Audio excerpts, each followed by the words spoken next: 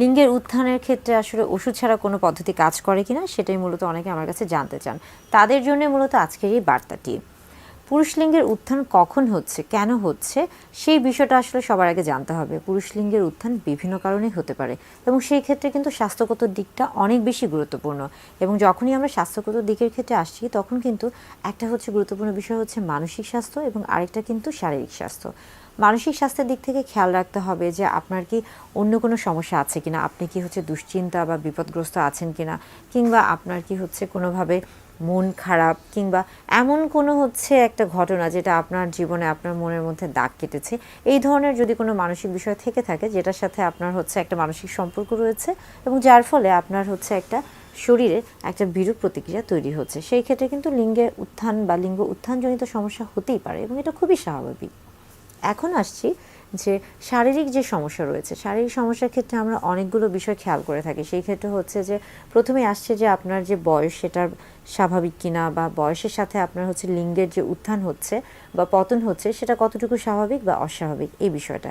এবং বয়সের সাথে সাথে আপনার কি অন্য কোনো শারীরিক সমস্যা রয়েছে কিনা, বিশেষ করে আমরা বলে থাকি যে কোমরবিড যে বিষয়গুলো রয়েছে, অর্থাৎ ডায়াবেটিস কিংবা হৃদরোগের সমস্যা, কিংবা আমরা বলে থাকি কিডনি বৃক্কের সমস্যা, এই ধরনের যে সমস্যাগুলো একজন মানুষ বা একজন পুরুষ যখন দীর্ঘদিন ধরে ভুগেন এবং তখন দেখা যায় যে তার মধ্যে এই যে উত্থানজনিত যে সমস্যা রয়েছে, লিঙ্গের উত্থানজনিত সেই সমস্যায় তিনি অনেক সময় ভুগে থাকেন এবং তার যদি নির্দিষ্টভাবে রক্তনালীর কোনো সমস্যা থেকে থাকে সেই ক্ষেত্রেও কিন্তু তার হচ্ছে লিঙ্গ উত্থানজনিত সমস্যা হতে পারে এবং হওয়াটাই স্বাভাবিক। আবার অনেকে যদি এমন কোনো হচ্ছে মেডিসিন বা ওষুধ খেয়ে থাকেন যেটার কারণে তার শরীরে বা তার মস্তিষ্কে একটা বিরূপ প্রতিক্রিয়া তৈরি হচ্ছে এবং যার ফলে তার এই যে লিঙ্গের উত্থানজনিত যে সমস্যাটা রয়েছে সেটা তিনি হচ্ছে মুখোমুখি হচ্ছেন, সেটাও হতে পারে। অর্থাৎ যে কোনো কারণেই হোক না কেন, সেটা শারীরিক বা মানসিক বিভিন্ন কারণেই লিঙ্গের উত্থানজনিত সমস্যা হতে পারে। তবে সেই সমস্যা শুধু হচ্ছে ওষুধ না খেয়ে অন্য কোনো উপায়ে সেটা থেকে আসলে বেরিয়ে আসতে পারবেন কিনা বা সেই সমস্যার সমাধান হবে কিনা সেটা নির্ভর করছে একমাত্র আপনার শারীরিক অবস্থার উপর। যদি আপনি দেখেন যে আপনার শারীরিক কোনো সমস্যা নেই, আপনি একদম সুস্থ স্বাভাবিক, সেই ক্ষেত্রে আসলে হচ্ছে আমরা বলে থাকি যে অনেক সময় হয় মানসিক বিভিন্ন কারণে আপনার লিঙ্গের উত্থান নাই হতে পারে বা লিঙ্গের পতন খুব তাড়াতাড়ি হতে পারে, এটা খুবই স্বাভাবিক এবং এটা নিয়ে খুব বেশি দুশ্চিন্তাগ্রস্ত হওয়ার কোনো কারণ নেই।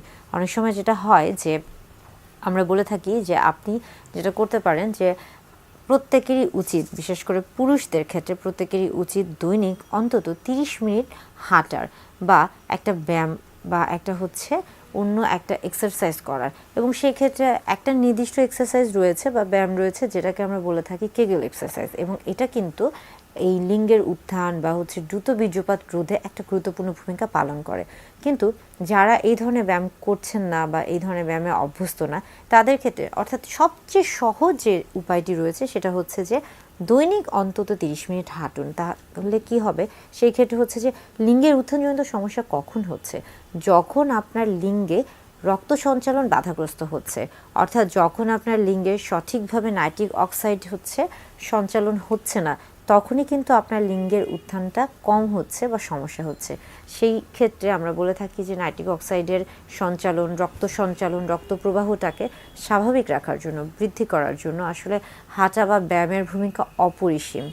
এবং এটা কিন্তু একদিকে যেমন আপনার লিঙ্গের উত্থান তৈরি করছে বা লিঙ্গের উত্থানে সহায়তা করছে, অন্যদিকে কিন্তু আপনার হৃৎপিণ্ডের হচ্ছে গতিও ঠিক রাখছে, আপনার হৃৎপিণ্ডকে ভালো রাখছে, সুস্থ রাখছে। এবং সামগ্রিকভাবে যদি আমরা চিন্তা করে থাকি সেই ক্ষেত্রে কিন্তু হচ্ছে আপনার যে শারীরিক যে স্বাস্থ্য রয়েছে সেটাকেও এটা ভালো রাখছে। অর্থাৎ আপনাকে কিন্তু শুধুমাত্র যে আপনি ওষুধের উপর নির্ভরশীল হচ্ছেন লিঙ্গের উত্থানের জন্য তা কিন্তু না, বরং আপনার একটা আত্মবিশ্বাস, মনোবল এবং পাশাপাশি আপনার চেষ্টা, এই প্রত্যেকটা জিনিসই কিন্তু আপনার লিঙ্গের উত্থানের জন্য খুব ভালো একটা ভূমিকা পালন করে থাকে। অনেকে প্রশ্ন করে থাকেন যে মহিলারা কোন পজিশনে সেক্স করতে পছন্দ করে থাকেন, অর্থাৎ কোন পজিশনে সেক্স করলে তারা সবচেয়ে বেশি যৌন আনন্দ পেয়ে থাকে বা যৌন তৃপ্তি পেয়ে থাকে। সেক্সের বেশ কিছু পজিশন রয়েছে, তবে গবেষণায় দেখা গেছে যে নারীদের ক্ষেত্রে দুটি পজিশন সবচেয়ে বেশি তারা হচ্ছে উপভোগ করে থাকেন বা তাদের পছন্দ হয়ে থাকে, এবং একটি হচ্ছে যে আমরা বলে থাকছি যে মিশনারি পজিশন, অর্থাৎ উইমেন অন বেড এবং ম্যান অন টপ। এটা আসলে মিশনারি পজিশন নামে পরিচিত এবং এই পজিশনে হচ্ছে একজন নারী সবচেয়ে বেশি যৌন তৃপ্তি বা হচ্ছে কি যৌন আগ্রহ বা সেক্স পজিশনটা উপভোগ করে থাকেন। এবং পাশাপাশি আরেকটা পজিশন রয়েছে যেটাকে আমরা বলে থাকছি যে হচ্ছে উইমেন অন টপ, বা আমাকে বা বলা হয়ে থাকে যে কাউগার্ল পজিশন, এবং এই পজিশনেও কিন্তু অনেক নারীরা সেক্সটাকে উপভোগ করে থাকে। অর্থাৎ এই দুটো পজিশনে, একটি হচ্ছে মিশনারি পজিশন এবং আরেকটি হচ্ছে কাউগার্ল পজিশন, এবং এই দুটি পজিশনে একজন নারী সবচেয়ে বেশি হচ্ছে যৌন আনন্দ বা হচ্ছে সেক্সুয়াল লাইফটা উপভোগ করে থাকে।